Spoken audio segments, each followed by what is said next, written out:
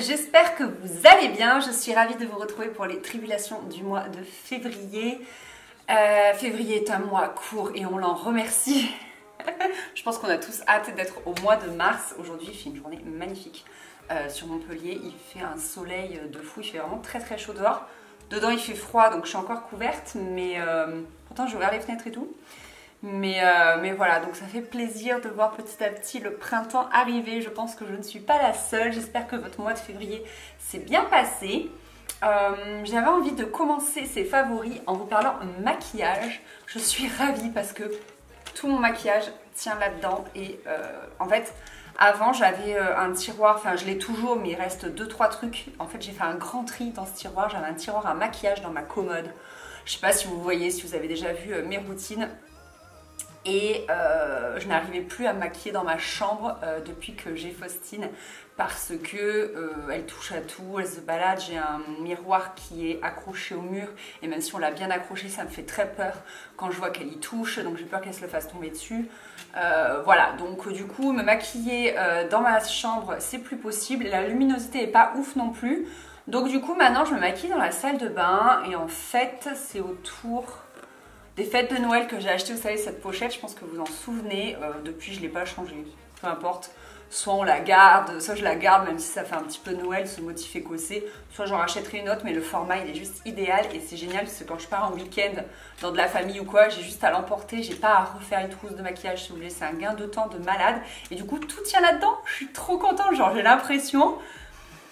Enfin voilà, moi j'ai quand même commencé avec des vidéos YouTube beauté, des articles beauté, donc il fut un temps où j'avais pas mal de maquillage, j'en étais pas au stade des grandes youtubeuses beauté, n'est-ce pas, mais j'en avais quand même pas mal et depuis j'ai fait un tri. Déjà vous l'avez vu, j'ai quand même des palettes qui ont pas mal périmé, et puis bah après voilà, j'ai donné à droite et à gauche et donc tout tient ici et c'est trop bien.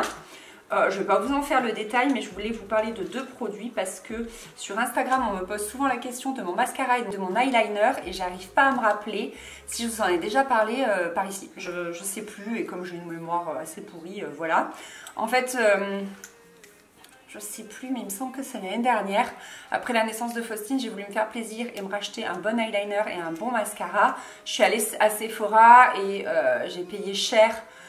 Je sais plus, je crois que c'était du Yves Saint Laurent ou un truc comme ça et j'ai été ultra déçue, les trucs ont séché ultra vite, enfin, franchement j'étais pas contente. Du coup je suis allée chez NYX parce que je sais que NYX ils ont quand même de très bons produits en termes de qualité et de tenue et du coup je lui ai demandé à la vendeuse qui a été ultra sympa. Nous on a une boutique NYX à Odysseum et qui m'a bien conseillé. Donc du coup mon eyeliner c'est le Professional Makeup Epic Ink Liner en noir 01 et il est waterproof. Alors au début je leur ai dit attendez, moi je mets jamais de waterproof, est-ce que ça se démaquille facilement? Effectivement il se démaquille facilement. Est-ce qu'il est vraiment waterproof? Je peux pas vous dire, je l'ai pas éprouvé à ce point là, donc je ne sais pas, je ne pleure pas non plus tous les jours, donc je ne sais pas. En tout cas il a une très bonne tenue, il est très noir, c'est une pointe feutre mais très pratique à utiliser. Je l'ai depuis un petit moment, j'arrive pas à me rappeler quand est-ce que je l'ai acheté. Mais ouais, je l'ai déjà depuis un bon petit moment, ça devait être sûrement à la rentrée. J'avoue que j'en sais rien. Peut-être septembre, octobre, un truc comme ça. En tout cas avant Noël, ça c'est sûr. Donc il a plus de 3 mois, voire même 5-6 mois. Et il est toujours aussi noir, toujours aussi frais, il sèche pas, j'en suis trop contente. Il y a une petite bille à l'intérieur. Il était pas très cher, hein, je sais plus combien je l'ai payé, mais j'en suis très contente. Et le mascara de même, donc c'est le On The Rise Volume Lift Mascara. Et en teinte noire aussi, Black 01. Et pareil, j'en suis très contente. Alors, contre toute attente, c'est un goupillon en silicone. Moi, je préfère les goupillons en poil naturel. Mais pour autant, j'arrive bien à charger mes cils. Alors, il faut quand même pas mal que je le travaille. Mais ça va. Et pareil, il sèche pas. J'en suis vraiment trop contente parce que mes derniers mascaras favoris que j'aimais trop, on dirait qu'ils ont changé la formule. Ils sèchent beaucoup plus vite qu'avant. Donc franchement, nul. Et voilà, ces deux produits, j'en suis contente de ouf. En ce moment, ma routine maquillage, elle est minimaliste. Je mets du rouge à lèvres pour les vidéos parce que ça donne meilleure mine, mais au quotidien, j'en mets pas. Je mets juste toujours le même fond de teint chez Sephora en tant qu'anti-cerne avec mon Beauty Blender. Je me brosse les sourcils, je me fais un trait d'eyeliner, du mascara et banco! Et c'est très très bien. Ça va vite, ça ne prend pas trop de temps sur mon temps de famille avec ma fille et c'est parfait. Donc voilà, je voulais reparler de ça parce que j'aime vraiment ces deux produits et que ces derniers temps je fais pas beaucoup de découvertes make-up, mais celles-ci elles sont top. Je pense que ça va être mon mascara et mon eyeliner de ces prochaines années. Ensuite, je voulais vous reparler de Clapotis, la marque de savon qui est sortie début décembre. Ce sont des savons faits main à Rezé, à côté de Nantes. En fait, c'est ma belle-sœur qui a lancé sa marque et je vous l'ai déjà dit, mais je vous le redis au cas où si vous n'avez pas vu les précédentes vidéos. Mais en fait, j'ai suivi un petit peu de loin parce que je n'habite pas Nantes, mais tout, ça sent tellement bon, tout le processus en fait de création et de la marque et des recettes de savon et c'était passionnant, fascinant et à la fois hallucinant de voir à quel point c'est complexe. En fait, elle a testé, je crois, une vingtaine de recettes pour en arriver aux 6 qu'elle commercialise actuellement. Elles sont toutes testées en toxicologie, toutes validées, etc. Bref, c'est ultra complexe et on en arrive à 6 savons ultra aboutis. Donc on avait commandé en fait leur lot de 6 et on en a déjà utilisé 3. En ce moment, on est sur les délices de l'ourson qui est au miel. Et c'est le seul qui ne contient pas d'huiles essentielles, les autres en contiennent. Donc là, j'ai partir en goguette. Quand le doux parfum de rose dévoile son grain de folie. J'ai l'aventurier, cap sur des sentiers ambrés. Celui-là, il a vraiment une odeur très très particulière. Et enfin, pépé et mémé dans les orties, l'exfoliant chanvre, ortie, guili guili. Voilà, il y en a un, attendez, je vais regarder sur le site. Voilà, il y en a un, c'est Après la pluie, doux gommage breton à la verveine exotique. Il est incroyable. C'est notre préféré avec mon chéri. Donc, ce sont avec des ingrédients d'origine naturelle et biologique. Il y a des huiles essentielles. Elle travaille vraiment avec des matériaux bruts. Les recettes sont assez courtes. Il y a peu d'ingrédients et les savons sont géniaux. Elle commercialise également des accessoires dont notamment le porte-savon aimanté mais qui change la vie. J'ai découvert, en fait je connaissais mais je m'étais jamais penchée sur la question. Là j'ai découvert ça avec elle mais c'est génial, c'est d'une facilité. Tu poses ton savon, voilà, ça s'aimante, c'est trop bien, c'est une petite ventouse dans la douche, c'est incroyable de facilité. Elle a également des porte-savons un peu plus classiques et également des pochettes en tissu imperméable pour pouvoir partir en voyage avec ton savon. Et voilà, je suis fan. Moi, je les ai testés un peu en avant-première, bon, depuis le début, mais disons les versions abouties cet été. Vous savez, quand on est parti en camping-car, en Bretagne, donc les voir notamment. Et depuis, je suis convaincue en fait. J'ai terminé, il me restait 2 bouteilles de gel douche et maintenant c'est savon solide, quoi qu'il arrive. Et je pensais pas aimer autant en fait. Moi qui étais une grosse accro des gels douche, de la fleur de douche et tout, et au final c'est trop bien. Je gagne du temps sous la douche parce que le temps de faire mousser la fleur de douche, de la rincer et tout, c'était plus long. Là je me lave tout à la main. Je pensais que j'aimerais pas et en fait c'est vraiment le savon, c'est vraiment la révélation, je vous promets. J'étais pro gel douche moi les gars, vraiment j'ai toujours dit le savon je pourrais jamais passer au solide et en fait voilà, ça a été le petit coup de pouce dont j'avais besoin. Et en parlant de coup de pouce, j'ai vraiment envie de la faire connaître parce que j'adore ce qu'elle fait. J'adore l'univers de Clapotis, j'aime tout en fait. Et après, je suis peut-être pas très objective parce que c'est une personne de ma famille, mais c'est vrai que allez voir le site et je trouve que vraiment il y a un truc en plus. Et même si je suis pas objective, en tout cas, je connais les coulisses de la création et du coup je sais à quel point tout est 100% clean, tout est 100% réfléchi, enfin vraiment c'est ultra abouti et du coup on a décidé de mettre en place un code promo, c'est le code Anaïs10, ça vous donne moins 10% sur toute la boutique. Donc voilà, si vous hésitez un petit peu à vous lancer, à tester sa gamme de savons ou d'accessoires, et bien voilà, on s'est dit que ça pourrait être un petit coup de pouce sympa, c'est moi qui lui ai proposé. Parce que j'ai vraiment envie voilà, que le plus grand nombre puisse tester ces savons et devenir accro comme nous en fait. Tout simplement, mais voilà, si jamais vous avez déjà testé ou si vous allez tester, dites-moi, ça me fera très plaisir de savoir un peu vos retours, ce que vous en avez pensé. Je sais qu'elle est très friande de retours aussi, voilà, elle aime beaucoup savoir ce qui a plu, pas plu, etc.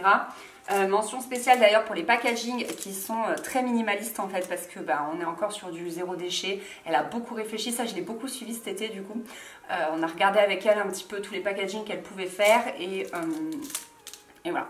Je trouve ça parfait, il y a la petite étiquette avec le nom, les ingrédients derrière, enfin je trouve ça top, moi j'adore. Quand j'ai ouvert mon colis j'étais fan. Côté lecture, j'ai pas des masses avancées, je suis toujours sur Ashford Park. de Lorraine Willig. Je vous avais dit que j'accrochais pas de ouf et c'est toujours le cas. Donc je suis à la page 400 sur 560 pages. Donc j'ai bientôt fini, mais je lis pas beaucoup en ce moment le soir. On est de nouveau un peu plus série avec Chris. Puis enfin moi ça dépend du livre en fait. Si j'ai un livre qui m'accroche, je vais lire beaucoup le soir, et si j'ai un livre comme ça où je peine à me replonger dedans, bah, je vais pas trop lire. En fait on suit deux jeunes filles à deux époques différentes. On suit Addie quand elle est jeune fille, mais aussi quand elle est grand-mère. Et du coup, quand elle est grand-mère, on suit également sa petite fille. Je sais pas si vous me suivez, d'où les deux époques différentes. Et vous savez que j'ai horreur comme ça, de chapitre en chapitre, d'aller d'une époque à l'autre. Ça me saoule, mon cerveau, il doit faire une gymnastique qui est beaucoup trop complexe pour un soir à 21h30 dans mon lit, à moitié crevé. Ça me plaît pas, ça me plaît pas, ça me plaît pas, ça me plaît pas. L'histoire pourrait être cool, mais je sais pas, ça manque d'entrain, ça manque de... En plus, c'est au début des années 1900 et j'aime bien un peu cette époque-là. Je trouve ça hyper intéressant à lire.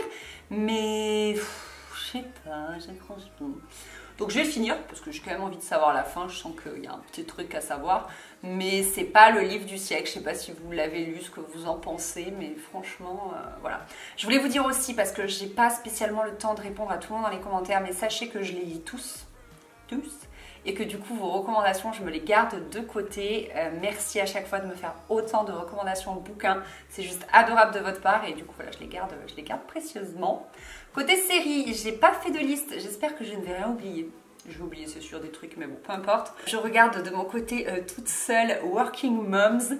Je crains un peu ce genre de série des fois, que ça bascule trop dans le ridicule, dans la blague un peu grasse et tout. Alors ça peut être légèrement le cas, mais pas tant que ça. Moi, franchement, ça me fait mourir de rire. On suit, je sais plus, 4 ou 5 mamans très différentes les unes des autres et qui retournent dans le monde du travail, en fait, après leur congé maternité. Et j'adore, c'est plein de blagues qui me font trop rire. C'est bourré de trucs de maman indigne. Enfin, franchement, c'est vraiment, vraiment chouette. Ça me détend de ouf. Et voilà, j'en demande pas plus. J'adore, j'adore, j'adore. Avec Chris, on a regardé les 2 saisons de Raising John, ou Comment élever un super-héros. Je suis tombée dessus par hasard et en fait, j'ai trouvé ça... je suis mitigée. L'idée est sympa. En gros, c'est une maman qui se retrouve avec un fils qui a des pouvoirs alors qu'il a 8 ans, et du coup, c'est un peu difficile à gérer. Toute l'histoire, je l'ai trouvée vraiment cool. Tout le thème. Il y a juste que l'enfant, je l'ai trouvé insupportable. Genre, vraiment. Je sais pas, j'ai pas accroché au gosse quoi, je l'ai vraiment trouvé tête à claque, vous voyez ce que je veux dire? Alors que normalement dès qu'il y a un enfant j'accroche, mais là vraiment pas. Mais sinon toute l'histoire était assez cool, c'est gentil, hein, c'est pas la série du siècle, mais voilà, un petit peu différent sur les super-héros, c'est assez cool. On avait commencé Superstore, qui là pour le coup verse trop dans le ridicule et dans le truc américain. En fait on suit des employés d'une grande surface et c'est lourd. Les blagues sont lourdes, tout est assez lourd, vraiment. Je suis allée voir mon historique Netflix, j'ai découvert cette fonction, c'est merveilleux. On a regardé The English Game, j'ai adoré. Pareil, je suis tombée par hasard dessus dans les recommandations Netflix, c'est trop bien. On suit les débuts du foot en Angleterre ou en Écosse, je ne sais plus. Et en fait, on voit s'affronter 2 équipes, en gros les bourgeois contre les ouvriers. Et j'adore, j'ai adoré, j'ai tout aimé, les personnages, les décors. Le fait que ça parle un petit peu de foot, mais que ce soit pas dans le cliché foot. Enfin vraiment, j'ai adoré, vraiment c'est une série pépite je trouve. Ça change énormément de ce qu'on peut voir en ce moment sur Netflix, qui est un peu lourdingue et du coup un peu toujours la même chose, et du coup je vous conseille cette série mais fois 1000, j'ai vraiment adoré. On a regardé Au service du passé, on l'a pas terminé, c'est trop violent pour moi, franchement ça me donnait la nausée le soir et tout, je vous promets. En gros on suit une ex-espion russe dont la CIA, je crois, ou je sais plus, a remis la main dessus pour une dernière mission, alors qu'elle avait tout arrêté, qu'elle avait essayé de se faire oublier. Et du coup, c'est hyper violent, hyper amoral. Genre, non, je vais vous spoiler le truc, mais bref. Si vous aimez ce genre de truc, mais ouais, moi c'était vraiment un poil violent. Je dis à Chris, je peux pas terminer. Pourtant, il doit nous rester 2-3 épisodes, mais je sais que généralement à la fin, ils envoient toute la sauce, donc ça risque d'être le bouquet final de la violence. Donc voilà, je ne me sentais pas de terminer. En soi, l'histoire est assez prenante, j'étais quand même prise dedans, mais Mais voilà, et enfin on a également regardé La femme qui habitait en face de la fille à la fenêtre, avec cette actrice que j'adore mais dont j'ai oublié le prénom, Kristen Bell je crois. J'aime trop cette actrice, c'est Passion Véronica Mars quoi. Et en fait la fin est totalement absurde et j'ai lu sur internet que c'était en fait une parodie. Voilà, donc on a été, j'en avais parlé sur Instagram, vous avez été nombreuses, il y en avait soit qui adoraient, soit qui détestaient, qui disaient non mais c'est n'importe quoi cette série. Et en fait c'est exactement ça. En gros on suit, je sais plus comment elle s'appelle, donc Kristen Bell, l'actrice, qui vient juste de perdre sa fille et qui du coup est séparée du papa parce que le drame a fait qu'ils se sont éloignés. Et donc elle vit seule et elle est un peu dans un trouble psychologique qu'on peut comprendre hein, puisqu'elle a vécu. Et elle épie un peu ses voisins et en face elle est témoin du meurtre de la personne en face, de la maison en face et voilà, va s'en suivre une enquête, des choses comme ça. C'est assez rigolo, moi j'ai bien aimé franchement, voilà, à part la fin qui est absurde mais du coup on comprend mieux si c'est une parodie, un peu à la mode de La Cité de la Peur si vous voulez, plus ou moins, mais par exemple il y a ce type qui tout le long de la série répare sa boîte aux lettres. Moi ça me fait beaucoup rire, genre le mec il est tout le temps là en train de réparer cette putain de boîte aux lettres. Je trouve ça très drôle. Voilà, bon par exemple. Et du coup non c'est ouais, c'est sympa. Franchement moi j'ai bien aimé. Donc voilà pour toutes les séries que nous avons regardées, ce qui fait que je lis beaucoup moins en ce moment. Il faut que je termine ce livre et que je m'en trouve un peu plus passionnant parce que ça me manque de lire. Moi j'aime vraiment beaucoup ça. Voilà, écoutez, c'en est tout pour cette vidéo favori. J'espère que ça vous a plu, que ces petites recommandations séries vous ont plu. Vraiment, retenez deux choses de cette vidéo. Clapotis, que j'adore, et The English Game, que vous devez... Bah oui, c'est en Angleterre, et moi je vous ai dit que j'hésitais entre l'Angleterre ou l'Écosse. Ça se passe en Angleterre. The English Game, vraiment trop bien. Vraiment, j'ai adoré. Allez, merci d'avoir regardé cette vidéo, je vous fais des gros bisous. Bye!